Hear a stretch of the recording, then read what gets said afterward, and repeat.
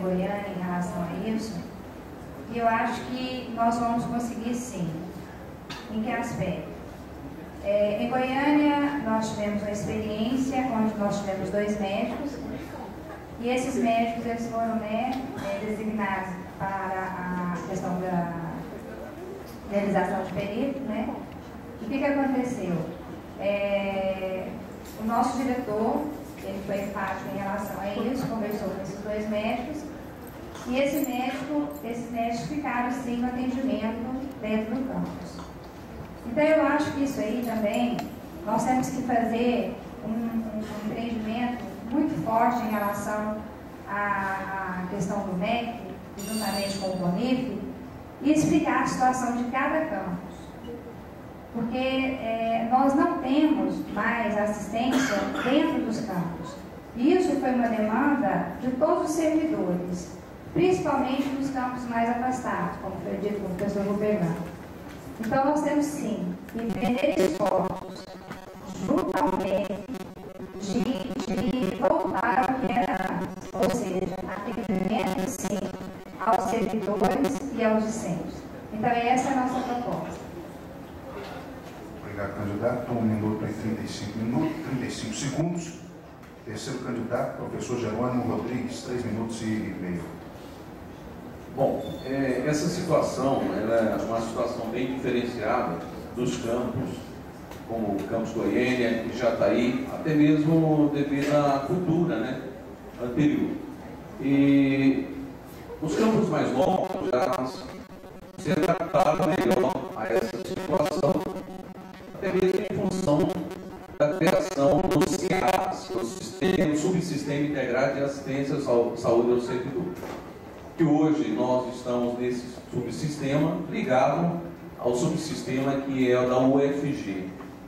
Os nossos profissionais que estão ligados a esse subsistema, que são alguns médicos, psicólogos, assistentes social, eles até mesmo levantaram algumas situações que está dificultando até mesmo a nossa participação.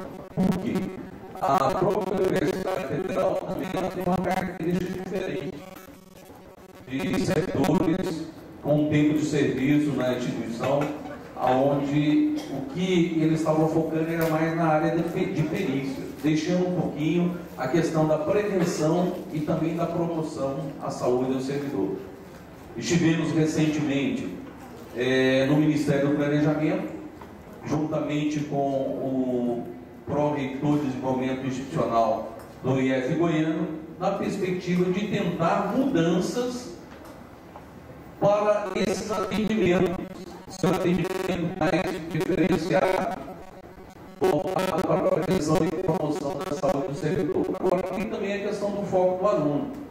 O aluno ele pode ser atendido, sim, pelos médicos, odontólogos que são contratados pela instituição. A questão que está sendo discutida é apenas a questão da perícia. O médico geralmente fazer perícia, o atendimento em relação a atestados médicos.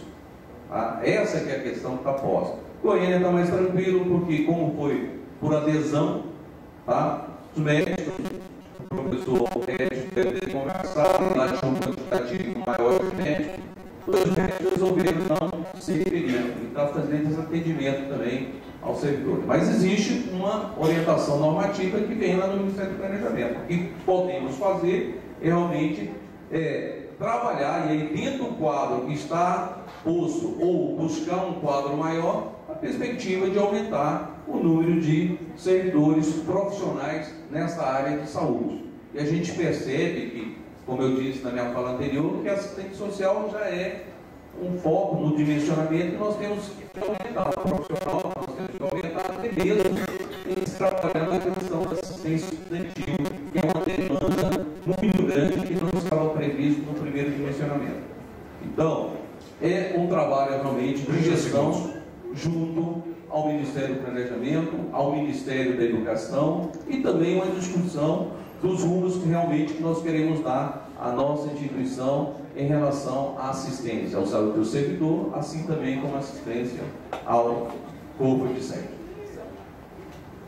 obrigado. 3 minutos e 19 segundos. Vamos partir para a quarta pergunta.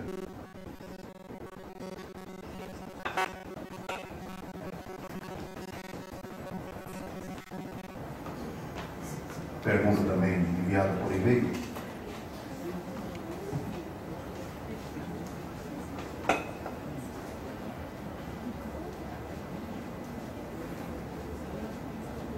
Quarta pergunta.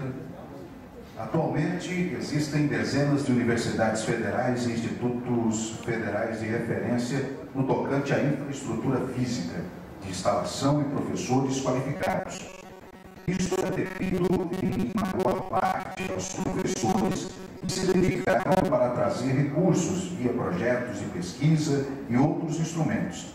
A exemplo, temos o Laboratório de Processamento de Imagens e o Geoprocessamento, da UFG. Qual é a proposta dos candidatos para a desburocratização, para a obtenção de recursos e aplicação dos mesmos? Responde, primeiramente, o professor Rubirlan. Não, repete só a primeira frase. Só a primeira. Eu vou fazer uma pergunta novamente. Atualmente existem dezenas de universidades federais e institutos federais de referência no tocante à infraestrutura física, de instalação e professores qualificados. Isto é devido, em maior parte, aos professores que se dedicaram para trazer recursos via projetos de pesquisa e outros instrumentos. A exemplo, temos o Laboratório de Processamento de Imagens e Geoprocessamento da UFG. Qual é a proposta dos candidatos para a desburocratização, para a obtenção de recursos e aplicação dos mesmos? 3 minutos. Não só essas questões, uma série de instituições que eu vou presenciá-las em avaliações pelo próprio Ministério da Educação, em que a gente percebe que algumas áreas elas têm um desenvolvimento maior do que outras, até devido a esses financiamentos de projetos de pesquisa em si. Não só, também só as pesquisas, como também prestação de serviços que elas ocorrem de um modo geral para a comunidade.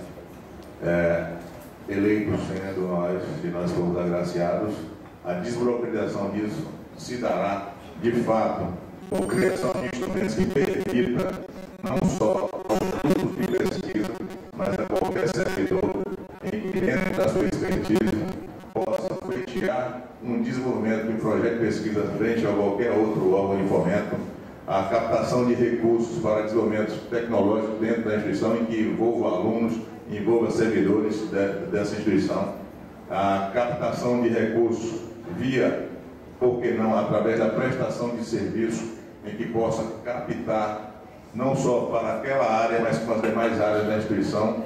A gente pode, de fato, fazer acontecer uma série de ações em que, com recurso próprio, é possível, e o mercado de fora está ansioso para isso. Tendo em vista que nós temos a instituição com profissionais qualificados, ávidos a transportar esse saber para, principalmente, o parque industrial e para os problemas corriqueiros, e por entraves a gente encontra uma série de dificuldades de acesso a esses programas, e isso precisa ser revisto de forma a dar agilidade e permitir que cada pesquisador, que cada professor que ainda não tem a cultura da pesquisa possa inserir-se nesse contexto e captar recursos para a instituição, prestar serviço, desenvolver pesquisa na instituição. Isso não é crime, mas parece que sim, da maneira que nós somos tratados hoje. Se nós desenvolvemos pesquisa hoje, graças a outras universidades que têm suas fundações, seus órgãos em que promovem, na realidade, uma celeridade na execução de um projeto de pesquisa. Dificilmente nós conseguiremos, de fato, fazer uma pesquisa com resultado imediato, como principalmente a indústria precisa nas soluções de seus problemas, com a burocratização que se coloca dentro das esferas de licitações os recursos de uma pesquisa, porque só virá esse equipamento ou aquele outro componente no outro ano, praticamente, quando venceu o prazo da execução da pesquisa. Então, isso tem que ser desburocratizado. Uma das formas em que a gente, inclusive, está traçando como meta para que a gente possa agilizar internamente é a criação da taxa de bancada interna do próprio Instituto para alavancar e incentivar a pesquisa dentro da instituição. Não precisamos esperar em que outras instituições venham nos abraçar para levar juntos, sendo que nós podemos desenvolver isso com os nossos alunos aqui dentro. 3 minutos e 19 segundos. Mesma pergunta, responde a professora Maria de Lourdes. Bem, para a gente poder consolidar o FG como centro de referência em pesquisa e pós-graduação, primeiramente a gente tem que fortalecer a integração entre ensino, pesquisa e extensão. Em que aspecto? A gente tem que incentivar a implantação de novos programas de pós-graduação interinstitucionais, como o Inter e Inter, e criação de novos cursos de pós-graduação também para a qualificação dos nossos servidores. Em relação à questão de recursos, isso é extremamente importante, porque a gente tem que se empenhar muito, junto ao MEC, verbas para aumentar aí os nossos recursos em relação à pesquisa. Hoje nós percebemos que esses recursos eles são mínimos. E quando a gente vê a questão da distribuição, a questão dos programas institucionais dentro da pesquisa, nós percebemos isso através de bolsas aí, de PIBIC, em relação ao ensino médio aí, que um aluno hoje ganha R$100. Em relação ao PIBIT, da Iniciação em Desenvolvimento Tecnológico e Inovação, isso foi estipulado para R$400. E nós percebemos isso através até mesmo de alunos aqui dentro do Instituto, do campus de Jataí, que falou para a gente, olha, professora, com R$400 realmente eu não consigo levar a minha pesquisa para fora. É impossível a gente levar o nosso conhecimento para fora. Nós precisamos sim fomentar parceria sim, com instituições públicas e privadas, de maneira legal. Isso é posto também pelo TCU, aonde ele indica sim que nós temos que fomentar essas parcerias, procurar aí também outras instituições que realizam mecanismos para a gente poder aprender. Eu acho que não tem nenhuma dificuldade nisso e nenhuma vergonha em dizer isso. Quais são as boas práticas praticadas nessas outras instituições? E como que a gente pode conseguir, sim, mais verbas para isso? É assim que a gente aprende. Através de exemplos de outras instituições, recorrendo e pedindo ajuda. Nós temos a certeza absoluta que, se a gente se empenhar em relação à questão de mais orçamento com foco na pesquisa, a gente tem essa certeza que nós seremos sim reconhecidos como centro de referência. Okay? Obrigado, candidato. 2 minutos e 43 segundos. Responda a mesma pergunta, professor Germano. Bom, em relação a essa infraestrutura que geralmente existe nas universidades de ponta, ela provocada até mesmo, por ações que nós temos em relação à prestação de serviço. Isso está sendo regulamentado na nossa instituição. Se como o professor Verão falar, isso não é nenhum pecado prestar serviço. Tá certo? Agora tem que ser regulamentado. Tá? E de repente, até mesmo pensando em algumas situações de não privatização de laboratório. Muitas vezes acontece isso em determinadas instituições. O pessoal, através de prestações de serviço, de pesquisa, consegue um ótimo laboratório dentro da instituição e depois privatiza. Não permite que aquilo seja utilizado pelos nossos alunos. E isso é que não pode acontecer. Tá? Não sou de maneira alguma contra isso, até mesmo porque isso, de uma maneira forçosa, o próprio Ministério da Educação, nessa e do acordo também, vai ser obrigado a trabalhar, e já existe um projeto de criação do polo de inovação, um em cada estado, porque também a gente tem que voltar um pouquinho, né? Na época do Fernando Henrique Cardoso, essa questão de fundação, ela estava sendo criada 2, 3, 4 dentro da mesma universidade. E aí depois muda o governo, a política do governo Lula foi a orientação de não abrir fundações. Certo que nós temos um ou outro caso sendo aberto ultimamente em função dessa abertura para esse trabalho junto com a iniciativa privada. E isso é importante também, porque nós formamos os nossos profissionais para o mercado de trabalho e temos que conhecer, e essa iniciativa privada ela tem que fomentar as nossas atividades de pesquisa. Então, essa indissociabilidade de pesquisa, ensino, pesquisa e extensão, ela está na lei.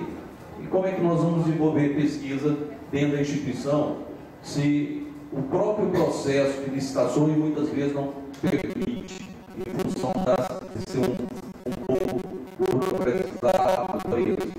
As fundações e esse polo de inovação, e ali vai ter uma fundação para cuidar dessas questões, em cada estado. Isso vai ser um ponto importante para nós destravarmos essas questões que se envolvem a prestação de serviço, a pesquisa dentro das instituições de ensino superior. 3 minutos. Jesus da palavra aí, o professor Gerônimo. Muito obrigado, candidato. Nós partimos então para a quinta e última pergunta. Os candidatos estão respondendo.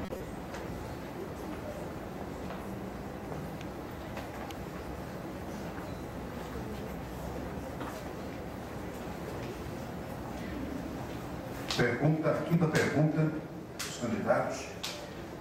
O movimento grevista tem sido constante nos últimos 2 anos do IFG. O que os candidatos pensam a respeito, visto que diversos servidores sofrem ataques do governo em diversas reitorias, tanto nas universidades quanto nos institutos?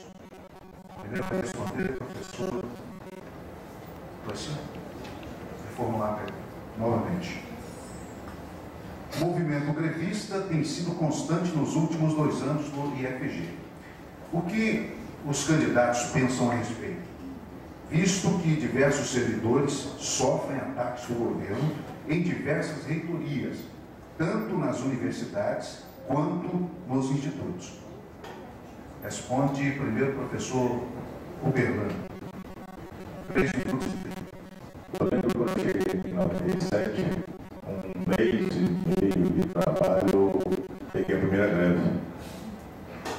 E, como eu era novo no serviço público, eu não entendia ainda como que era aquilo funcionava de fato. E uma preocupação, lógico, como é que eu vou trabalhar e não me deixavam trabalhar, e como é que eu vou fazer, vai cortar meu ponto, aquela preocupação de todo iniciante. Então, quando você chega na instituição em que você é novato, muita coisa a gente fica ainda a se aperceber como é que as coisas funcionam. E ao longo dessa trajetória nossa dos 16 anos, ainda também como diretor, eu tive a oportunidade de vivenciar mais 2 greves aqui em Jataí e mais 2 greves ainda em Tubiara como gestor. Na realidade, os sindicatos, as associações, os órgãos em que agremiam aí todos os servidores de todas as categorias, não só do servidor público federal, elas gozam dos seus direitos e devem pleitear seus direitos. Tanto é que eu não presenciei, ao longo desses 16 anos, nessa instituição, em que nenhum diretor geral, naquela época, ou reitor, agora por último, tenha sucumbido às pressões do Ministério em ter efetuado o corte de conta. Nesses 16 anos, eu não presenciei isso, desde quando éramos Escola Técnica, Cefet e agora como Instituto, não houve nenhum corte de ponto, ou seja, nenhum reitor sucumbiu às pressões do Ministério. Então, quanto ao posicionamento em relação ao movimento grevista, em relação aos direitos dos servidores, isso não se discute. Direito é direito, não se discute. Se o movimento ele é legal, ele tem que ser respeitado como tal. E como reitor, se nós formos eleito, não faremos diferente do que a história vem mostrando, no sentido de coibir ninguém, no sentido de que se vote pela quarta ponta, porque eu, como servidor, nunca presenciei nenhum ato desse. Seria leviano da parte de qualquer reitor desconsiderar a história, desconsiderar a construção das categorias e das classes, no sentido de fazer pressão, porque o próprio Ministério, em que faz parte de um governo em que praticamente instituiu a greve no Brasil. Nós somos oriundos, de certa forma, das brigas classistas, principalmente naquela época em que Lula, metalúrgico, puxava esses movimentos com maior veemência. Então não tem por que desconsiderar a história e dizer que agora a greve é ilegal. Quem julga a legalidade não é o reitor, não é o Ministério da Educação e nem o Ministério do Planejamento. Existem as instâncias próprias. Desta forma, não agiremos diferente, não sucumbiremos às pressões de qual ministério for, desde quando não se haja nenhum julgamento legal com relação a isso. Obrigado, candidato. 2 minutos e 15 segundos. Também responde a professora Maria de Lourdes. Bem, também há 19 anos na instituição, nós passamos também por várias greves, né? Em relação a isso, nós percebemos que em todas as greves, todos os nossos servidores, de alguma maneira, somos punidos, sim. Em que aspecto? Na questão de reposição de aulas e, ao mesmo tempo, na questão, quando a gente fala do servidor administrativo, na compensação aí da questão dos dias que não foram, né, efetivados. Nós temos exemplo agora nessa última greve, por exemplo, que o nosso recesso, né, o recesso do servidor, ele foi retirado. O porquê disso? A questão realmente para a gente poder cumprir aí os nossos 200 dias letivos. E os docentes também tiveram aí, que nem começaram as suas aulas aí, dia 17 de janeiro, né? E depois retomamos aí dia 14 de março e tivemos então que cumprir isso sim. Mas eu acredito que, independente disso, a partir do próximo ano, nós iremos então retomar novamente, né, a questão do recesso, que eu acho que isso já está legalizado. Esse recesso que eu falo, a questão dos servidores, que foi muito bem até questionado hoje no nosso debate pela manhã, que é um direito do servidor. E quando a gente fala na questão da greve, nós temos que realmente estar ressarcidos e estar embasados em relação à questão da reitoria. Se a greve é legal, o reitor ele tem que realmente cumprir isso aí. E nós não vamos, de maneira alguma, lesar qualquer funcionário, qualquer servidor em relação a isso. Isso fica bem claro. Obrigado, candidato. 1 minuto e 54 segundos. Também responde a mesma pergunta o professor Jerônimo Rodrigues. 3 minutos e 30. Bom, não tão diferente quanto aos outros candidatos, né, que presenciou todas as greves que eles presenciaram foram as que eu presenciei. Apesar de quase 30 anos, mas naquela época nós não tínhamos possibilidade de fazer greve.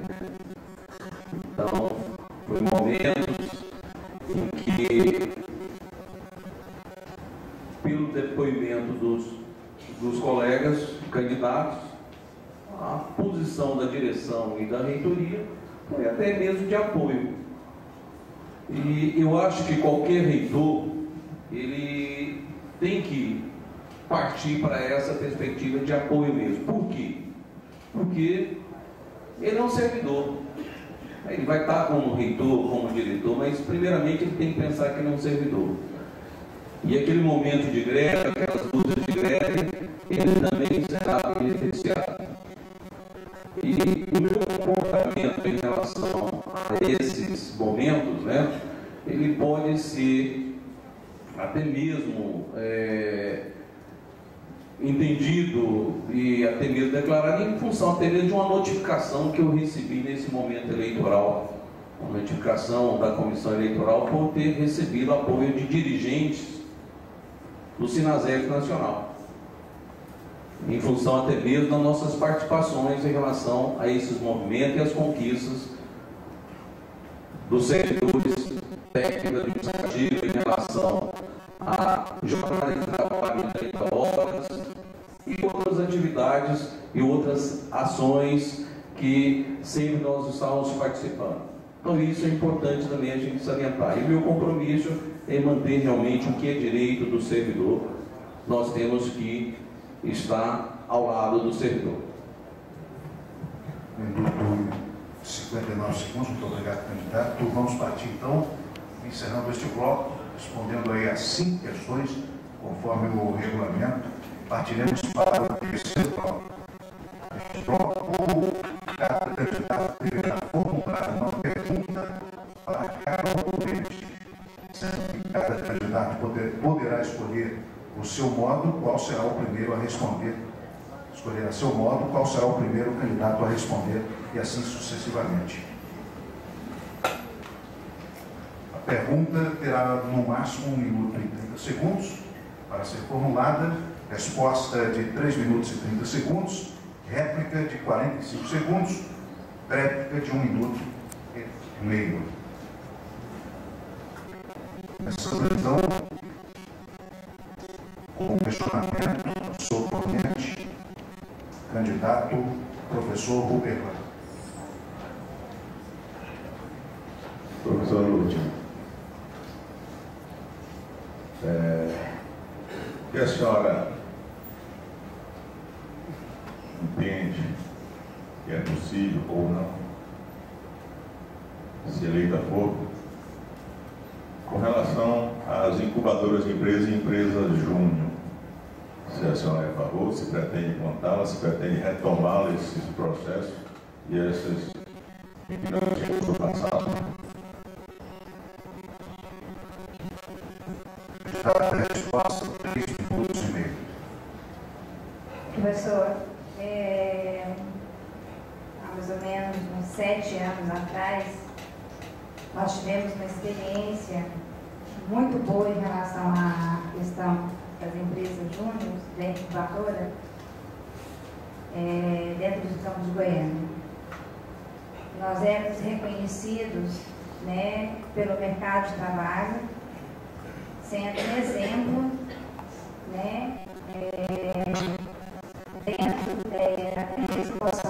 do estado de Goiás, porque várias universidades foram atrás da gente para ver como é que isso funcionava. Nós somos sim. Nós somos a favor sim da incubadora de empresas.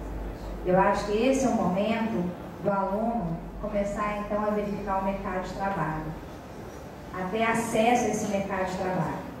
Então nós temos essa proposta sim, de retomar sim, em todos os campos, as incubadoras de empresa. Porque é assim que a gente vai começar, então, a fomentar dentro de cada campus a questão da pesquisa e, ao mesmo tempo, a questão da extensão. Porque o aluno ele vai trabalhar diretamente com os problemas do mercado e não vivenciar hoje o que está acontecendo, né, dentro da nossa instituição, onde que o aluno tem essa dificuldade de até mesmo de achar estágio, porque nós não temos uma política ainda formatada de extensão e pesquisa. Obrigado, candidata. Direito a réplica, 45 segundos, professor. Apenas só para ilustrar, hoje a cada 10 alunos do ensino superior, 5 ao meio trabalham em empresa. E as incubadoras de empresas júnior são exatamente o canal mais próximo em que envolve a ligação entre o que se aprende na instituição e o que se é colocado lá fora no mercado de trabalho. Além de ser um grande incentivador do empreendedorismo que a gente precisa colocar a esses nossos alunos. Réplica, professor, 1 minuto e 30. Seguindo com os questionamentos, professora Maria de Lourdes Magalhães, o minuto e 30 para formular o seu questionamento. Por favor.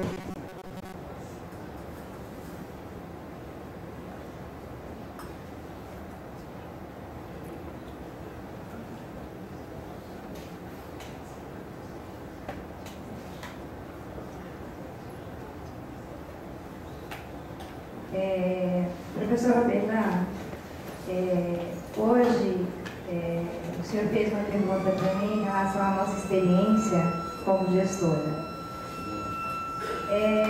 Em seu plano de trabalho, o senhor afirma que consolidar a FG requer competência, e essa competência implica experiência de gestão administrativa e acadêmica. Qualidade que o senhor deve supor possuir ao pleitear o cargo de reitor do IFG.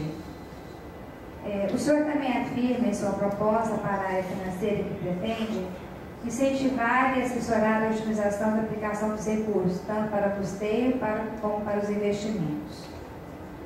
A pergunta é, no campus de Itumbiara, ao qual o senhor dirige, foi realizada essa otimização da aplicação dos recursos que o senhor pretende fazer em todo o IFG?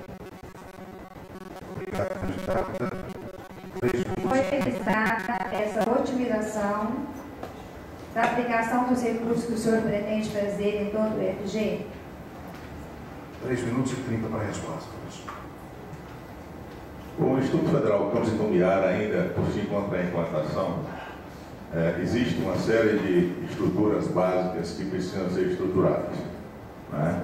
Então, toda a otimização que ela pode ser feita no âmbito do campus, ela tem sido feita, sem desconsiderar, de fato, a política institucional da instituição, em que, na estruturação, principalmente na construção dos prédios novos, onde ainda se falta muita coisa, mas que já se tem muita coisa, porque até em pouco tempo atrás nós não tínhamos nada, não dá para esquecer isso. E a gente vive um momento em que ainda se falta muita coisa. E dentre essas escolhas, a gente precisa fazer exatamente o quê? Priorizar e otimizar de forma que a gente consiga, ainda em tempo hábil, ter respostas satisfatórias para que o aluno aprendizado seja não comprometido com o que a gente precisa que ele aconteça de forma eficiente. Então, dentro do que a gente tem otimizado em relação às aplicabilidades de todos os investimentos, e na realidade, e a gente não tem aquela autonomia toda, mas pelo pouco de autonomia que nós temos, nessa otimização dos recursos do campus, nós temos feito exatamente o quê? Primeiro, estruturação básica. Não adianta nós pensarmos em alguma coisa muito avançada, sendo que a gente precisa do básico para que as aulas aconteçam, para que o servidor administrativo trabalhe de forma a contento.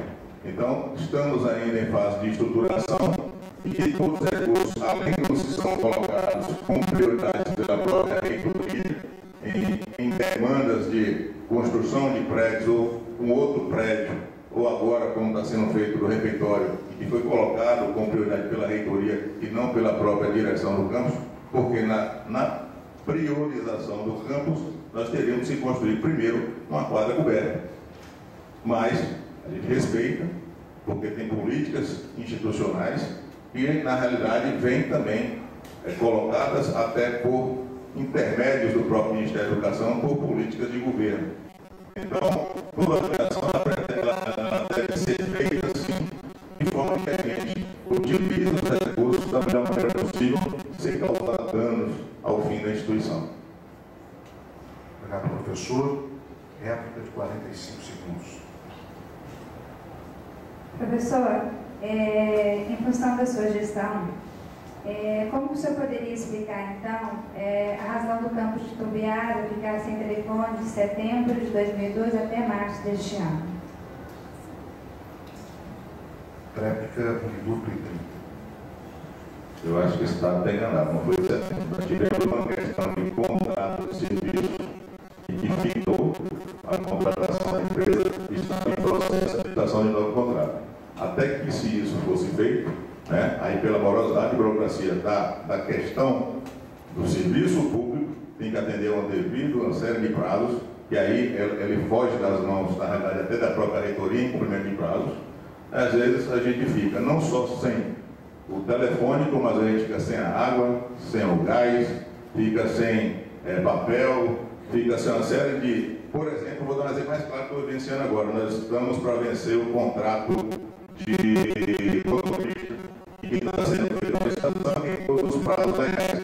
Se porventura uma empresa não ganha esse tempo hábil, vai ficar sem contrato, precisa repetir essa licitação. Então, isso não é uma questão de que você ficou sem telefone, que é não priorizar, na realidade, os investimentos e a aplicabilidade financeira daquela instituição.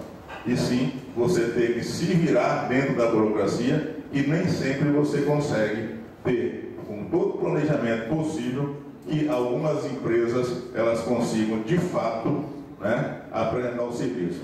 Quer ver nesse caso do telefone, nós somos o único campus que estamos sendo atendidos em papel, porque a própria CTBC, que cobre a região, ela não cobriu a oferta e nós ficamos refém de uma nova instalação da própria estrutura da Embratel, trazer um link separado e que aí não depende da direção. Muito obrigado pela resposta, a participação do candidato. Passamos então para a pergunta, o próximo a fazer a pergunta, terceiro candidato, professor Jerônimo Rodrigues da Silva, 1 minuto e 30 para o questionamento.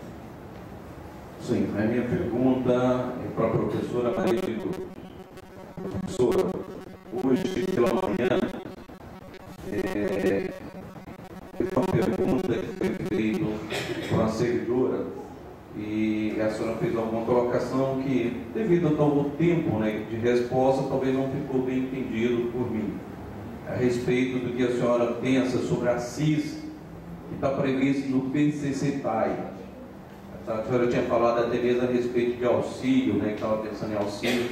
Eu gostaria que a senhora discorresse melhor um tempo maior para se falar sobre essa CIS. 3 minutos e 30, professor. Professor, quando você perguntou sobre a CIS, eu perguntei para ampliar. É isso que nós estamos falando?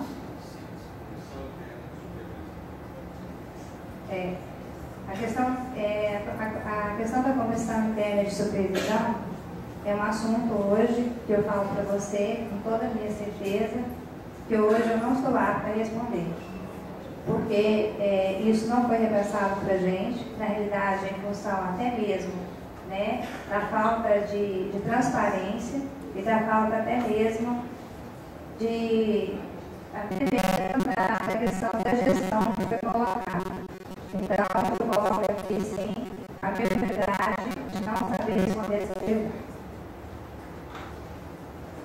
Réplica de 45 segundos. Bom, a CIS está dentro do PCCTAI, consequentemente, plano de carreira dos técnicos administrativos, né? Acho que é interessante. Isso não é questão de falta de transparência.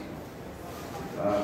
Isso é uma questão até mesmo, né, de correr atrás. A gente entende, né, que realmente talvez tem perguntas também que a gente talvez não estaria pronto para responder. Réplica de 1 minuto e 30, professor.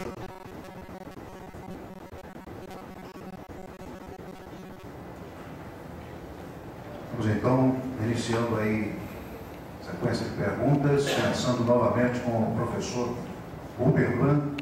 Ele faz o questionamento ao seu oponente, 1 minuto e 30. Professor Jerônimo, o seu plano de trabalho por diversas vezes você fala na descentralização.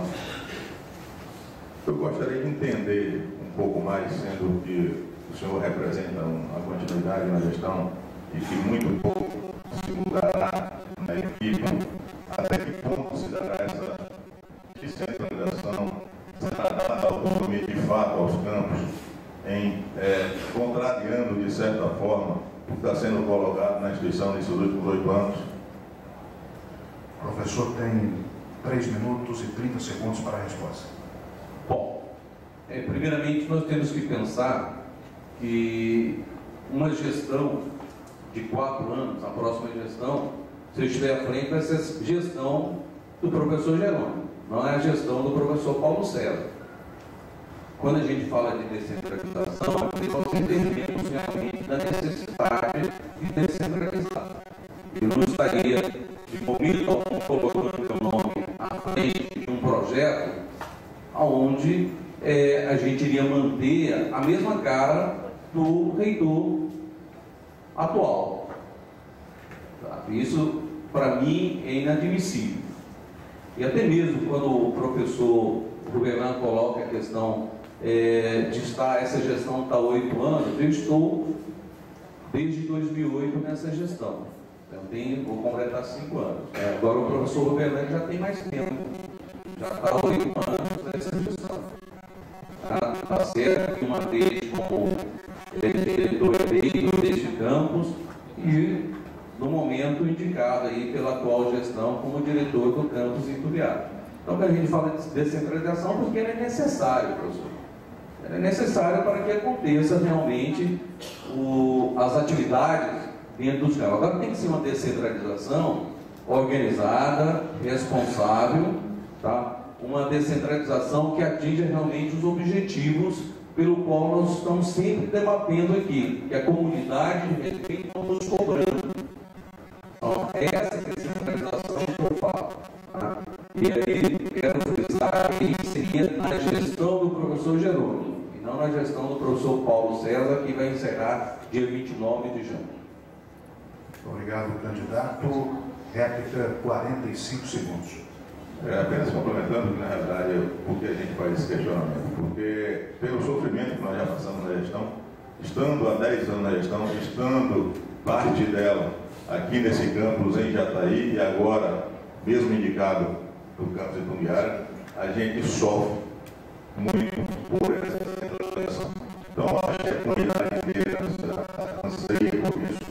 Né? Nós já aplicávamos por isso desde 2005, quando chegamos ao ponto extremo de pedir a separação de Goiânia, porque já não era mais possível, de fato, trabalhar dessa forma.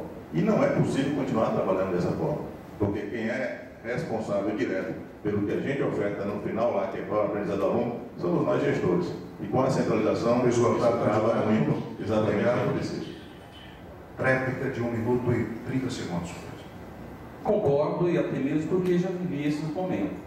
Como diretor de campus, tá? Entendo que essa descentralização ela vai atender isso. Assim. Então, concordo plenamente com o que o professor está falando e vamos estar trabalhando, discutindo com a comunidade a forma de descentralizar. Seguindo, candidato número 2, professora Maria de Lourdes, faz a pergunta, tempo de 1 minuto e 30 segundos para reformular. Professor Jerônimo, considerando a importância da transparência e democracia na gestão institucional, como serão tratados esses princípios na sua gestão? 3 minutos e 30 segundos para a resposta.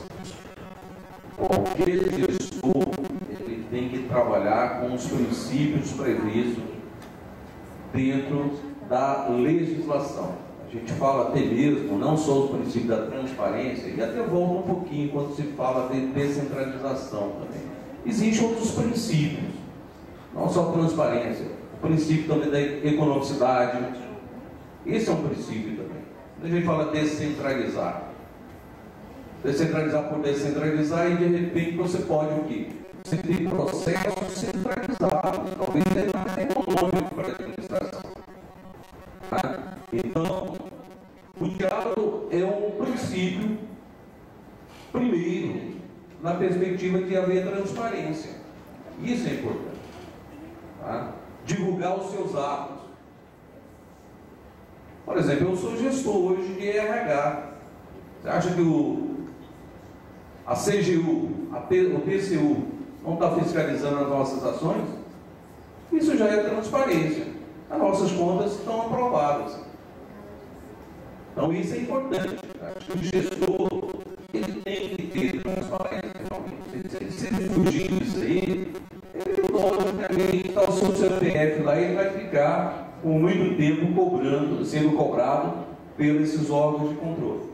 Então, a transparência é isso, é exercer a função de servidor público na perspectiva de as contas serem aprovadas pelos órgãos de controle. Isso já é uma transparência perfeita para que as pessoas possam estar avaliando. Então, entendo que não só a minha gestão, professora, se a sua gestão, a gestão do governo tem que ser realmente transparente. Obrigado, candidato. Réplica, 45 segundos, professor. No relatório emitido pelo CGU do exercício 2011, na ação IH10, foi estabelecido como previsão de meta de 6 unidades de ensino de implantação do EFG, a saber, Campos de Anápolis, Formosa, Lusiânia, Aparecida de Goiânia e Águas Lindas. Os recursos financeiros dessa ação foram aplicados no campus de Águas Lindas. E neste período, professor, conforme consta no seu currículo dos anos 2010 e 2011, você foi diretor do campus de Lusiânia e iniciou o projeto de implantação do campus de Águas Lindas. Essa discussão de repasse dos recursos de Lusiânia foi discutida com a comunidade? Muito obrigado, candidata. 1 minuto e 30 para a réplica. A senhora está fazendo uma pergunta aí que não é para mim. Aí seria para o reitor. Tá? Quando eu for reitor, eu vou responder para a senhora. Tá? Isso aqui é interessante. Eu posso ser, neste caso, o candidato da situação. Sou candidato da situação. Mas também sou candidato da oposição. Agora, não dá para pegar entre linhas. Como a candidata professora Ludmila está pegando. Esse relatório é de que ano, professor? 2011. Está aprovado pelo TCU. Exato? Agora, só vocês entrarem na página do TCU que vocês vão verificar que são relatórios aprovados. E se acontecer algo estranho, cobra, o reitor vai ter a responsabilidade. O CPF dele está lá, professor. Tá? E me desculpa o sorriso da senhora, é muito elegante, tá? Mas é só olhar lá do TCU, a senhora vai ver que o relatório está sendo aprovado. Obrigado, já passou. Olha, seguindo aqui a ordem das perguntas, o próximo a fazer o questionamento, o professor Jerônimo Rodrigues, 1 minuto e 30. Professor Ruberlan, considerando que o Sistema Nacional de Avaliação da Educação Superior, SINAES, é formado por 3 componentes principais: a avaliação das instituições, dos cursos, dos cursos e do desempenho